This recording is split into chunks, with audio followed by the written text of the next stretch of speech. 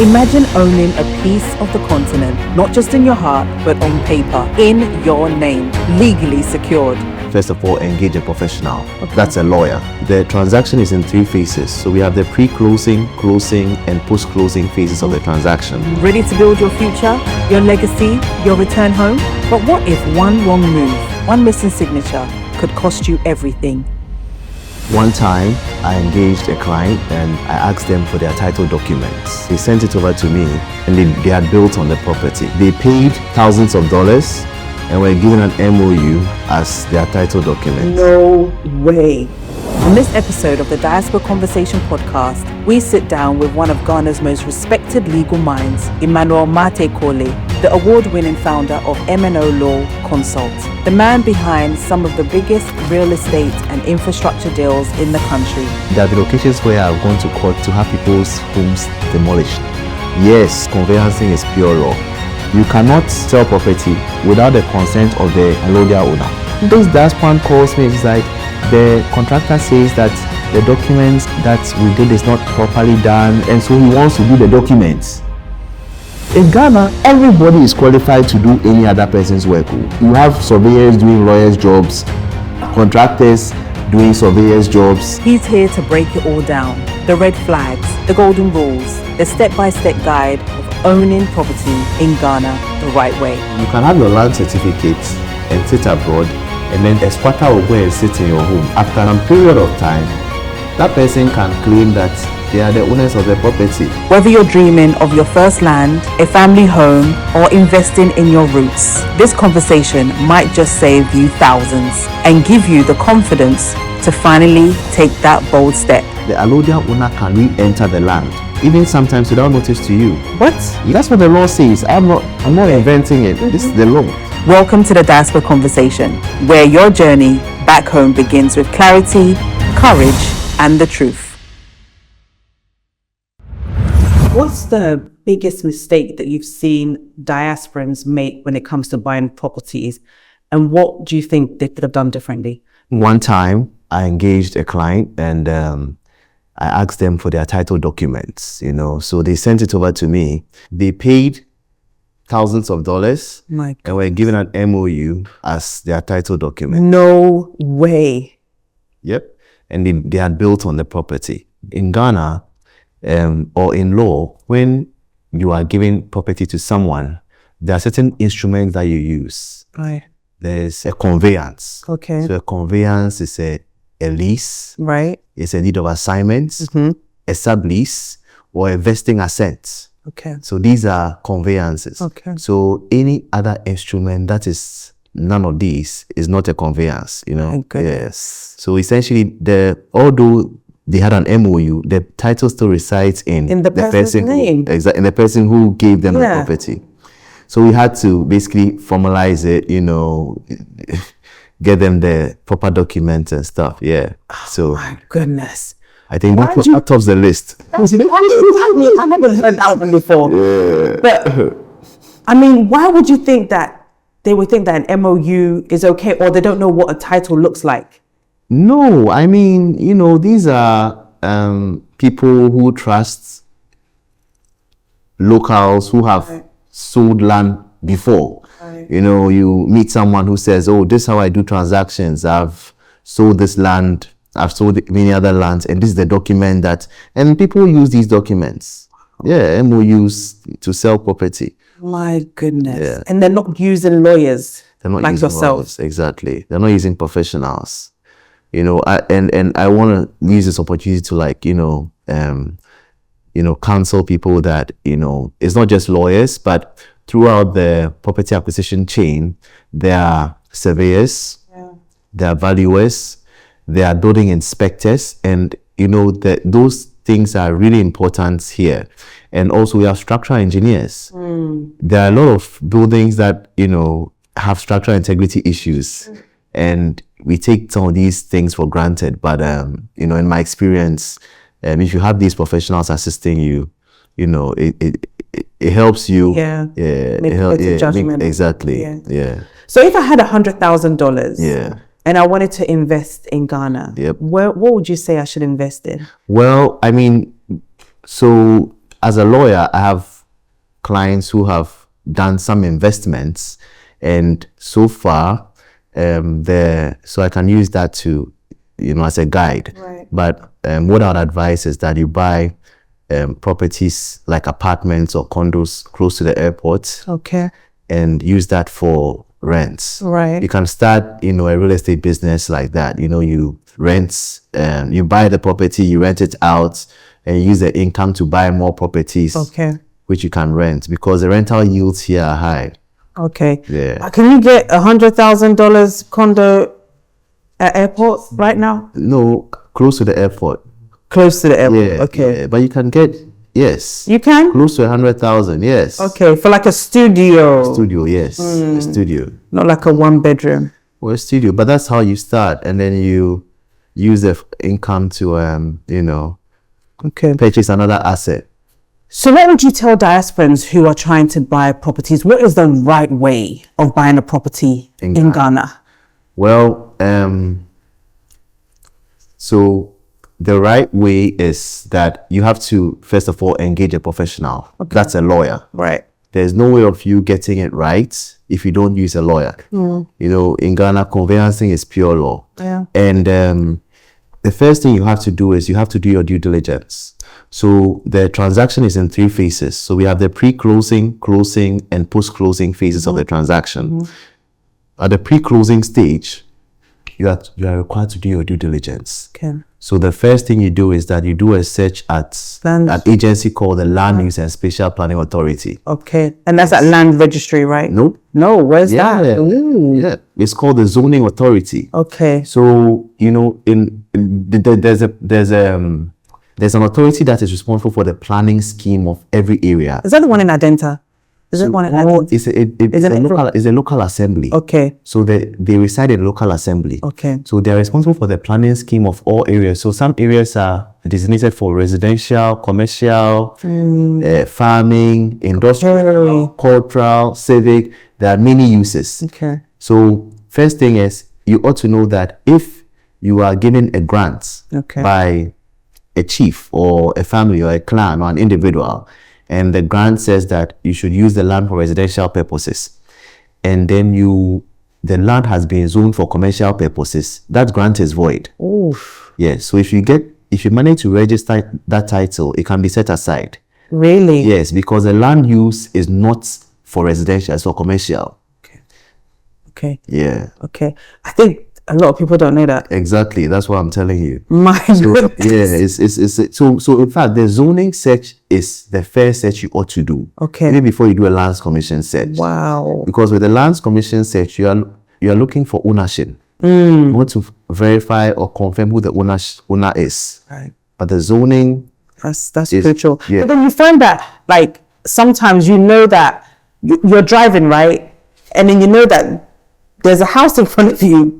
That should be a road. Exactly. So people are like, people are doing what they want, in essence. So it's even part of the due diligence process. You ought to even visit the site. Yeah. So this is something that is increasingly having to deal with.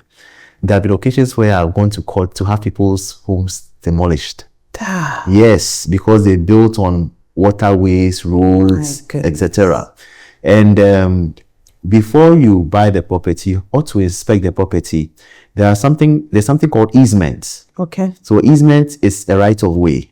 So, assuming like somebody is coming to your office, right. There's a path that they have to use to get to the office. Right. If you find that the following day that somebody has put up maybe a barrier there, or perhaps has put up a shop which blocks the entrance to your office, then it means that person has taken away the easement. Because the easement is like, the easement must exist for you to enjoy your property. Right. If the easement does not exist, you cannot enjoy it. It's true. So you are called a dominant tenement. You're like, your ownership is dominant. Right. The easement is more or less a servience. That's what we call it in law. Okay. And the servience must exist in order for you to enjoy your property. So you have to confirm whether there are easements, and if those easements have been breached, etc. So these are some of the checks you have to do. I also advise that you do a litigation check. Okay. To find out whether there's litigation on the land. Find out whether the ground rents, utility bills, property rates have been paid. Yeah. Ground rent is rent that you pay on bare land. Okay. So whether there's a building on it or not, you have to pay ground rent. You pay ground rent to the allodial owner of the property. Okay.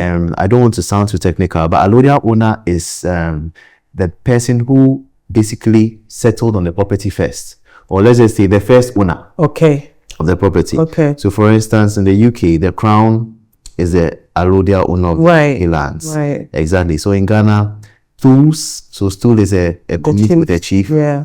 Families, clans, and some individuals and governments are allodial owners of property. Now, by law, you are required to atone tenancy to them, to the allodial owner. Yes. So you're supposed to be paying ground rent every year. Wow. Because there's no land that doesn't have an owner in Ghana. Okay. So you're supposed to be paying ground rent. So if for a period of time, maybe let's say you don't pay ground rent for 12 years, you carve out a different interest for yourself. You carve out a rival interest to the allodial owner's interest. My goodness. Yep. So it's a grievous sin. So if you don't pay ground rents, the allodial owner can re-enter the land, even sometimes without notice to you. What? Yes, because it's a grievous sin. If you don't atone tenancy, it means that you are an advert possessor. So how is one supposed? Okay, they're supposed to know because they're supposed to go for a lawyer to know all of these things. But sometimes these things don't come up in conversation. And you need to know that, you see, there are different interests in land. Okay. So there are about 5 or 6 interests in land. So the first interest is called allodial interest. Yeah. It's the highest interest you can have in land. Right. Then we have customary freehold. Okay. You have common law freehold. You have usufructory interests. And then we have leasehold. Leasehold is what is common. This is what. But all these interests can exist on one piece of land. Yeah. So, for instance, if this is the land, I own my lease for 50 years. Yeah. But somebody owns this after the 50 years. After the 50 years expires, it goes to the regular owner. Okay. But it can even go to the customary freeholder or the usufructory title holder. So somebody owns the property. So you have to atone tenancy to the allodial owner. So the customary freeholder also atones tenancy to the allodial owner. Wow. Guys, you need to go for a lawyer because there's a lot of things. I mean, it's because that's the only way that person is recognized in law as the owner. Okay. So I think in customary law, the way they do it is that they they give the allodial owner, something, maybe crops. Okay. They do something, Okay. But you ought to pay ground rent. That is what you have to do. Do you think that that's why there's because I know, there's a lot of court cases when it comes to land? Because of non-compliance. Okay. If you comply with the law, you minimize litigation. But if you don't, you definitely step on other people's toes, because I told you that there are different interests in land. Sure. So all these competing interests are fighting to basically assert their rights. So you have an allodial owner take somebody to court because maybe they don't know them. So when I say they don't know them, let me give you an example. So by law, you cannot sell property without the consent of the allodial owner. Wow. Even if you have a leasehold and you are selling it to another person, you cannot do it without the consent of the allodial owner. So if you don't have, and this consent must be in writing. So if you don't have this consent, and then the allodial owner meets a lawyer like me, and I tell the lawyer that the allodial owner that, look, this property that you have given to this person, we have all these shops here, and you're not making any money from it. Right. Why don't you take the property from the person and become the owner of the landlord? I say, why do you know that? Then litigation. That's what happens sometimes. My goodness. So when you have your land title, are you safe? That's a very good question. To some extent, yes, you are. So you see, with law, it is the procedure that matters. Okay. Not the outcome matters, but if you follow due process to get it, you are safe. Okay. But if you don't follow due process, the procedure that you used can be attacked. Yes. So for instance, the law says that you shouldn't register somebody who has not obtained the consent of. So this is the law. The law says that you are selling property to me. Before you sell this property to me, you ought to obtain the consent of the allodial owner before selling it to me. And that if you sell it to me without this consent, I cannot register. So although you have a registered title, if you sell it to me, I cannot register. Wow. But if I take it to the Lands Commission, sometimes they register it without asking for the consent. So you need that consent in documented paper in written form. Yes, that's what the law says. I'm not inventing it. This is the law. So if I see that this gap is in there and I can attack, and I find the person annoying, and I can attack the certificate, I'll use that as a basis to attack the certificate. Because you see, there are rules. And you need to abide by the rules. Otherwise, you don't have security of tenure if you don't comply with the rules. Right. So, okay, can you go through the process of getting land title, like from the beginning? Once you buy a land, what's the process? So, first thing is you have to do your due diligence. Yeah. So, I started by saying land use and spatial planning, Lands Commission, ground rent, property rates, utility bills. Then we look at, so assuming it's a chief, right, we need to do a search at the National House of Chiefs to confirm if the chief is a gazetted chief. Because after the due diligence has been done, which is a pre-closing stage, we are now going to go to the closing stage, which is very important. And the closing stage is about signing of documents, right? Now, the rule is that if a document has not been properly executed, it is not enforceable. So if a chief has not been gazetted, that chief cannot perform the official functions, including signing. So if you don't have a gazetted chief and the person is signing your document, it cannot be enforced. So the document to be signed, maybe you go to the Lands Commission, you have it registered, and then somebody like me will see that. I mean, if you offend my client, I will do a search and then I'll bring it to court and tell the court that this document is not enforceable. My goodness. Because the document was not signed by a gazetted chief. Yeah, so that's why I'm saying that the land certificate is put. If you don't offend anybody, you are good. But if you offend somebody and the person knows the law, you are in trouble. My goodness. Yeah, you are in trouble. It can be set aside easily. So, in the beginning, you get given a side plan, then indenture, and then you have the title. Is that the process? Well, those documents. So the proper order is this. In the beginning, you are supposed to go and do your own site plan. Your own site plan? Not because given the site. No, don't begin any site plan because there's a lot. Because you see, the thing is, you have to safeguard your interest. The principle is buyer beware. So if you have been admonished to be careful, why would you take a site plan from somebody and not verify? So yes, you can take the person's site plan, but also get your own surveyor to do a plan for you with your name on it. Okay. So that you go and do a search. When you do that search, your name will appear on the search that Emmanuel Mate-Kole has conducted a search on that plan. Because in court, I need to show the court that I conducted a search. I don't want the court to see another person's name there. So once that has been done, then the search has been done, then we'll do a document called an SPA. It's called the Sale and Purchase Agreement. Yes. Or a contract for a lease. Right. In this document, because of the search, I will know, okay, this is the allodial owner. After the allodial owner sold to this person, that person, then there's a history. Then I'll know the history. Right. And then I'll ask questions. So did you get the consent of this person before the transfer was done? Say no. Okay, then let's apply for consent. So all those things that ought to be done will be captured in the SPA as conditions precedent to the sale. So we'll ensure that the consents have been obtained, the ground rent has been paid, property rates, utility bills. We will call for the title documents. All of these are conditions precedent. Once all these conditions can be met, we'll make full payment. Okay. So once full payment has been made, then you don't put any deposits. So for the sale deposit agreement, you put a deposit bill because you don't want the person to sell to anybody else. So it's a commitment fee. Right. But you ought to ensure that the conditions precedent are met before you make full payment. Once full payment is made, then you do the deed of transfer, which we call sometimes the lease or the deed of assignment. Exactly. And then after the deed of transfer has been done and has been properly executed, then you add a barcoded site plan to it. So the barcoded site plan has to be signed by the director of survey and all of that. And the barcoded site plan too, some people do fake ones. So you have to be careful. That's why you need a professional. Yeah. And then after the barcoded site plan has been done, you do the registration.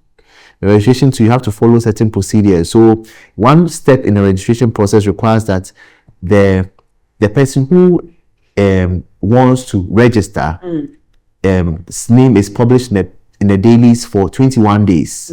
So it means that just one step, you require 1 whole month for the publication. Yeah. But some people use 1 month to get a certificate. So on that basis, that even the presumption is that you didn't follow the process. Yeah, the process. You know, so my goodness. Yeah, so you need to follow the process. Why do you think that when we're in the diaspora, we follow the process? Yeah. But when we come here, we want it in a month. Why is that? Because in the UK, you would use a lawyer. Yeah. To do the whole process. I mean, I have been, I've done my research, I've been to the UK, the US, I've asked, and even in the UK, the parties do not do the transaction. Yeah. The lawyers deal with each other. Yeah, there's no way you have these parties, paying money and stuff like that. But when they come here, they are given the impression that in Ghana, the law doesn't work. And that the lawyers are expensive, and you will not get value for money, and all kinds of things. And then they also take their advice and they take MOUs and as land title. So okay, so when you're going through that process that you just mentioned, right? Can you start building? So at what point do you start building? Do you wait till you get the land title, or when you get the indenture? Because I heard that if you build to a certain height, nobody can take away the property or the land from you. So that used to be the law, but even that's not the correct rendition of the law. So you ought to build in good faith. So if you don't build in good faith, yes, it can be taken away from you. But that law has been repealed. Oh, really? Yeah, it's been repealed. It's called Act 2. It was, I think, Act 2 is like a second law or something. Okay. It's Protection of Purchasers Act. Okay. And it was passed because farmers, were complaining that their properties were being taken away from them. Okay. So I think they passed a legislation in Accra, and then they passed another one in the northern region called the Farmers something, and but those laws have been repealed. Okay. So it's no longer good law. You can use it if before 2020 you can use it. Okay. Because before 2020 it was good law. Okay. But because the law is prospective, you cannot use the law that repealed it is a 2020 law. Okay. Yeah. So okay. Yeah. Right. Yeah. So what is the difference between freehold and leasehold in Ghana? Yep. So I covered that, but so there are different interests in land. Okay. So a leasehold is ownership for a period. So it's a definite period, and a freehold is indefinite. Okay. Do they have still freehold in Ghana? Yes. So some people who have freehold, their families, their stools, their clans, and even there are some individuals and governments have freehold interest. However, the prohibition is on them selling freehold.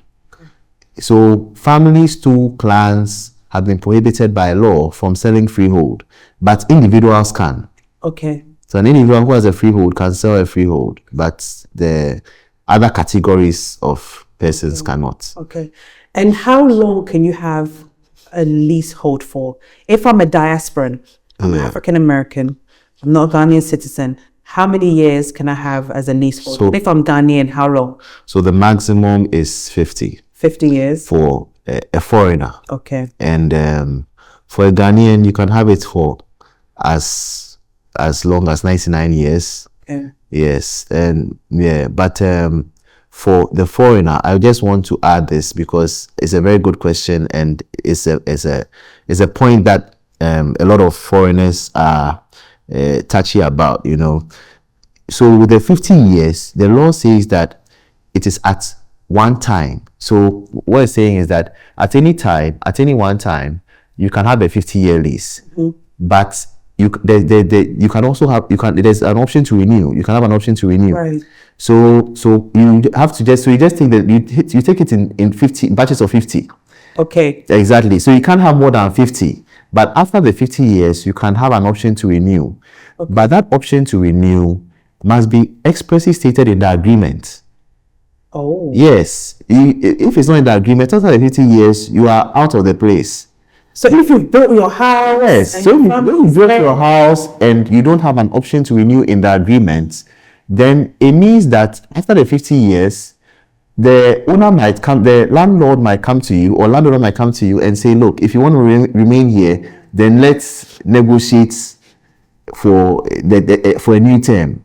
Let's agree a new term. So it's better for you to have that new term agreed in the existing agreement, and even agree the price if possible. What I even advise is that you should indicate that you want it on the same terms and conditions as the existing lease, right, so that it's predictable. Right. Can you, so for instance, I'm a diaspora. But let me just add this, that in my experience, I have not seen somebody who has built on the land, and because their lease has expired, they are being asked to vacate. Okay. You know, I haven't seen that, but it doesn't mean it cannot happen. Yeah. Right. So after 50-year lease, maybe I've been in the house for 25 years. Yeah. And then I want to negotiate then for another 25, if you know what I mean. So you have 15 years. Yeah, I have 15. You've done 25. You've been on the property for 25 years, and you want another 50. Yeah. So you have to do a surrender. So what happens is that you have done 25, so you have 25 years left. Yes. So you want more. Yes. So you have to surrender your 25 years to the person you bought it from. Okay. And then ask for 50 in return. Ask for a new. Yes, ask for a new lease. Okay. So what that means is that you are giving away your 25 years, and you're asking in return for 50. Okay. And that can be done. Can that be done? Yes, that can be done. Okay. And typically, how long does it take to get your land title? How long is the process? So I just got, because it took about 7 years. Oh no. I mean, sometimes between 5 to 12 months. 5 to 12 months. Yeah. Really? Yeah. Okay. 5 to 12 months. I mean, if you've done this for some time, you know how to push people to get the work done. Yeah. Okay. 5 to 12 months. And do you think that, we spoke about how, when the diaspora, we do things different, when we come here and we do things different. I almost feel like sometimes we don't want to pay for these things. We don't want to pay for it. We just feel like, it's Africa. Why should we even pay for these things? Yep. Where is that coming from? I think, like I said, the diasporans listen to the locals. Let me give you an example. So I did some work for somebody in Cape Coast, and then I did a documentation and everything, a process of registering, and then I advised the client to get a contractor to build a wall on the property.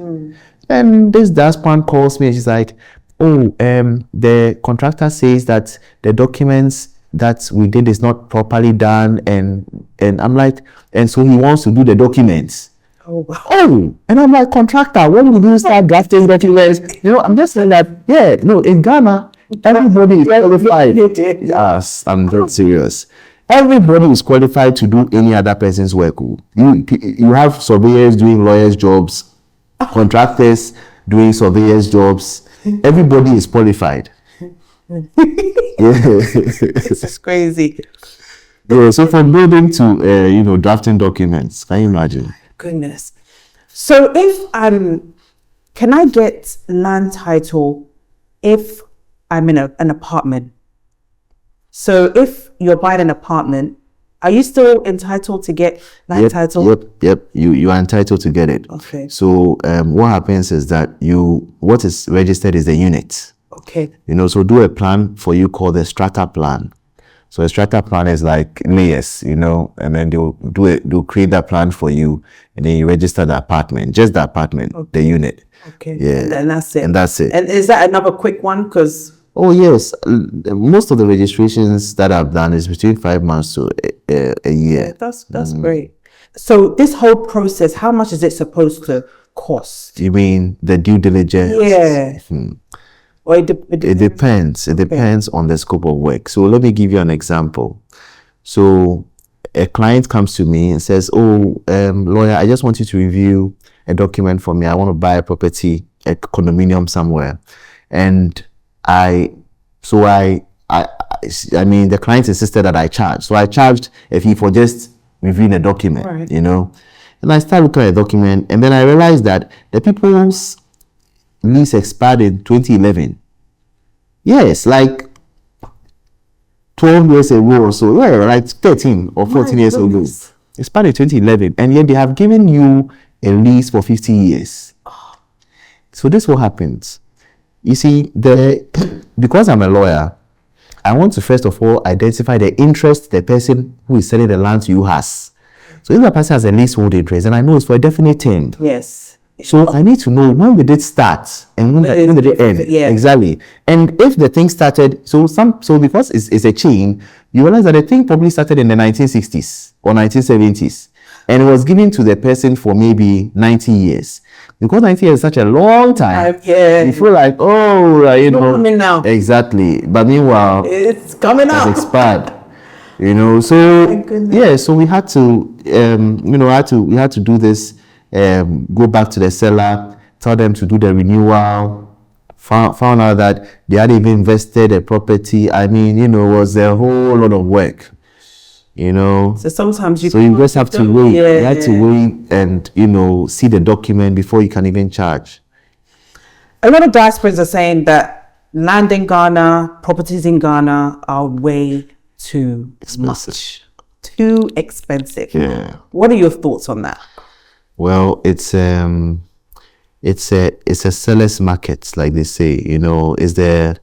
In Ghana, the sellers determine the price because there's a demand for it. People who have lands that they mention prices, and then they have people who are interested and they buy it. And then if you hear that your neighbor has sold their property for $1 million, you will not sell yours.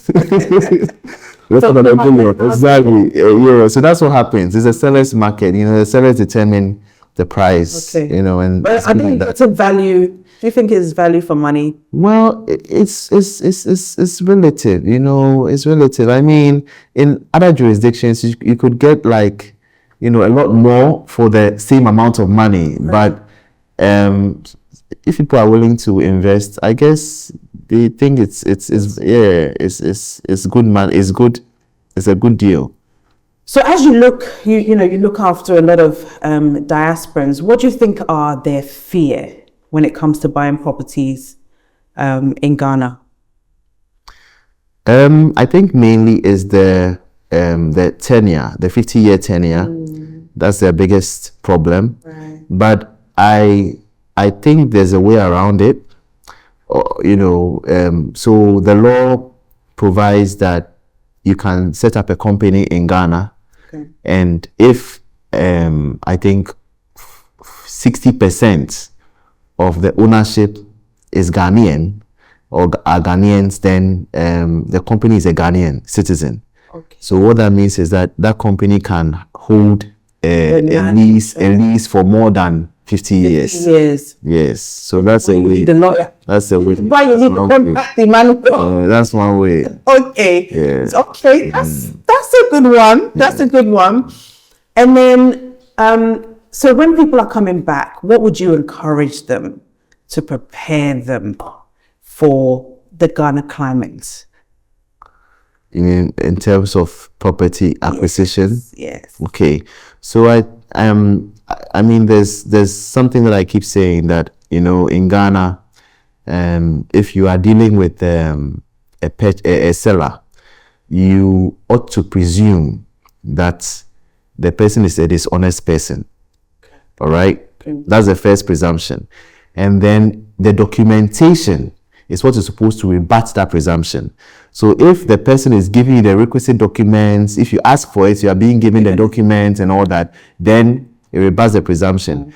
But if you are asking and they are refusing to give you the documents, then just run away. You see, that's a big red flag. Okay. Yeah. And you know, when I'm sure you've seen this, how does it feel for the diaspora when they get that land title? You know, for somebody that, you know, maybe not be from Ghana, they've come and buy this property on land. What do you see in them, like when they get that land title? Oh man, I mean, excitement. You know, I've assisted a lot of them get the land title. Yeah.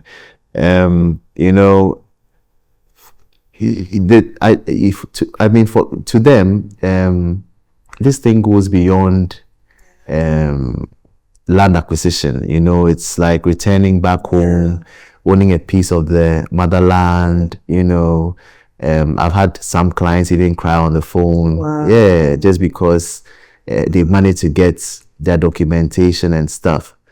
You know, so the thing about acquiring property in Ghana too is that it doesn't just end at land title. You know, possession is also very important. Okay. So although they are buying properties in Ghana, I would encourage them to, you know, build and probably have somebody live there. Yeah, so live in the property. Exactly. Yeah. You know.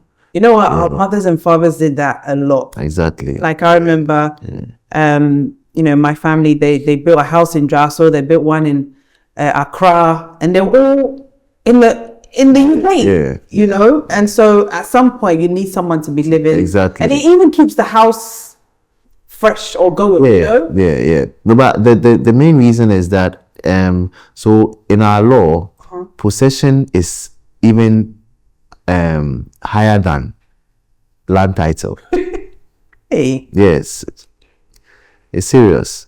So a person who is in possession of property, that person's interest can override somebody who has a land title certificate. Are you serious? I'm dead serious. So you can have your land certificate and sit abroad, and then a squatter will go and sit in your home, and then after some period of time, that person can claim that they are the owners of the property. Yeah, because I mean, if it's yours, you have to demonstrate that it's yours. You can't just leave it for somebody to live in it and do whatever they want to do with it, you know.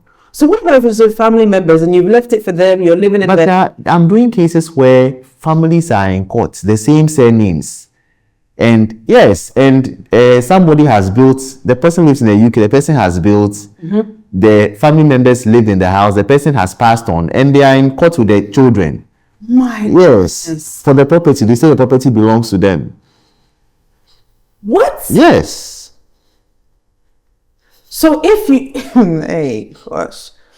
So if you're not in the building, like if you don't live in the building, they can actually take the property. No, I mean, no. What I'm saying is that, you see, the family members are talking about. So the family members, they ought to show documentation. They ought to show me something. They ought to show the court something. Okay, like that maybe they contributed to the building, or you know, they have to be able to demonstrate that to the court. But if they're not able to demonstrate that to the court, and though the lady who's passed on, who's lived abroad, that lady's kids can show the court that they have good title because maybe they've done their vesting assent, they've done everything. So it's a balance. Like you take this person's evidence and that other person's evidence, and then you wait, and then the one who has the better evidence wins the day. But you know, a lot of people don't trust the court system. Like they feel like... Yeah, so let me tell you something. And I trust the court system. Okay. I trust the court system a lot. And it's because you're a lawyer. No, it's not because I'm a lawyer, because I've tried and tested the system very well. So, you know, and maybe this is the first time you hear this, but if a judge has, and lawyers will understand this, But if a judge has jurisdiction, right, then the courts say that the judge has a jurisdiction to be right or wrong. You see, if you have a discretion, you can exercise that discretion rightly or wrongly. Yeah, that's true. Do you understand? So what do you do when a judge is wrong? You say, oh, Famanyane, that is what we do. It's true. You go on appeal. There are cases I have done where the appeal court has basically given it to the courts below for making some simple mistakes. So you go to the appeal, and even the appeal courts has been criticized by the Supreme Court. The challenge we have is that people do not want to go up. They don't want to test the law. They are afraid. But the High Court judge can make mistakes. They have a lot of work, and they are also limited in their knowledge. Right. Sometimes, just like me, we're all limited, yeah. And if you also believe that a judge is corrupt, if that is your perception, and you have evidence, either be it physical or maybe be it based on prejudicial statements the judge has made, you can bring a charge of bias against the judge at the Supreme Court, and the judge will be asked not to hear the matter again. But sometimes I feel like I've had... So there are checks and balances. There are, but then they feel like then they prolong the court case. Like, some of the diasporans, they have to go back. They come for the court case and every day is adjourned, or the lawyer's not there, or someone's not there, and so it doesn't happen. These are sometimes the frustrations. I know, it's that's a reality. As for the adjournments and stuff like that, you see, it also depends on your lawyer sometimes. It's not like, but there are rules. You see, if you the thing about the court is that the court will not act on its own. The court will act. The judge is not a lawyer, so the judge will act based on what the lawyer tells the judge. So let me give you an answer. So for instance, I was in court today, and the same thing, adjournment, and I told the judge that, look, we were given orders to do something, to file our documents. We have done it. We are the defendants. We have done it. The plaintiffs have not done theirs. I'm invoking a certain rule, and this rule says that because they haven't complied, the action should be struck out. Yes, and I gave the judge appeal court decisions that she's bound by these decisions. And then the judge told the other party that, look, your lawyer is not here. What this lawyer is saying is true. So there's nothing I can do. I have to strike this matter out. But what do you have to say? And the guy said his lawyer told him that he had filed. And the judge said, look, I'm going to give you one more chance. By 29th April, if we come to court to do this trial and this thing has not been filed, this lawyer doesn't have to speak again. Based on what he said today, I will strike out the case. Yes, because I said it. Okay. You get me? So the judge's hands are tied. Okay. So if you don't make this clear to them, they ask for them to adjourn the matter. And I used about an hour to make this point. Yes, and the judge gave me. So if the judge gives you an opportunity to speak, and you use this opportunity to give the judge the proper law, the judge is bound, and the judge knows you can go on appeal. Okay. So I don't think the system is problematic. I think it's just people are complaining too much. We need to be proactive. Okay. All right. You say so. I mean, I'm gonna go to lawyer. I'm speaking from my personal experience. Right. I'm not like inventing or anything. I'm telling you this is how I'm living it. I'm living the thing I'm telling you. Okay. I'm glad you mentioned about death in the family, and then land property becomes an issue. Yeah. It's happening a lot in our community. Yeah. What do we need to do to be able to make sure that when we do pass away, our children are not fighting, or our family members are not fighting our children for properties that the mom and dad have worked so hard for? Yeah. What do we have to put in place? So it all boils down to a documentation. And also, if you use a professional, clearly you will do the right thing. So if you have a professional, the professional advise you to do a will. A professional advise you to keep receipts, to keep searches, and all of that. But where there are gaps, there are no documents, and all of that. You have these family members who are coming to allege all sorts of things, and you cannot even prove them. You know, so it's about documentation. It's about documentation and also using professionals. Okay. All right. I have a few questions for you. If someone is listening right now and wanted to take action today, what are the 3 things that they should do immediately? Okay, action as in to buy property in Ghana. So first thing I would advise that you do is you contact a lawyer. Okay. Because if you don't, 99% chance that you are going to fail. You're going to get it wrong. All right. So you contact a lawyer, you do your due diligence, and then you register the property, and you ensure that you either live in the property or you give it to somebody to live in. So when I say you live in the property, in law, you can use a proxy. You can use somebody, you can even rent it to someone and have a tenancy agreement with the person. Okay. That tenancy agreement makes you the principal and the person your tenant. Okay. Exactly. Okay. You know, so by that tenancy agreement, you are living there. Okay. All right.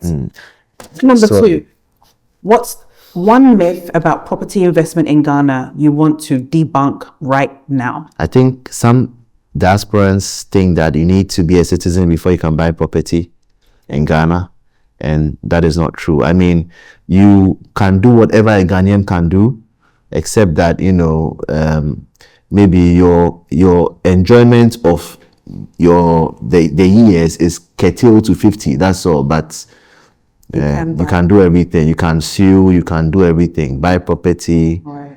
Live here. Enjoy. Okay. All right. Can you leave our diaspora listeners with a challenge or a piece of wisdom that could change their life? Yes. So as I earlier on stated that, you know, the way I do my transactions is that anytime I'm doing a transaction with anyone, I always assume that the person is a dishonest person. Okay. That's the presumption, you know, and it is when you have given me the documents and I've convinced myself that these are genuine, authentic documents that I'll be willing to do a transaction with you. Otherwise, there's no deal. Okay. And I think that you ought to be vigilant in that way. Once you have that mindset. Yes, you have that mindset. Yes. All right. Well, thank you, Emmanuel. Charlie, I'm blown away by the information that I have gotten. I'm going to send all my people your way so that you can help them do the right thing. Yeah. Because at the end of the day, people have worked so hard for their money to buy land and property. Yeah. And for it to be taken away or destroyed is heartbreaking. And so you in the diaspora, let's do the right thing, because you would do it the right thing if you were in the UK or US, if you were buying a property. And so let's make sure that when you are coming to Ghana, you're coming on the continent, you do the right thing. Let's get a lawyer when you're buying a property. Thank you for watching the Diaspora Conversation Podcast.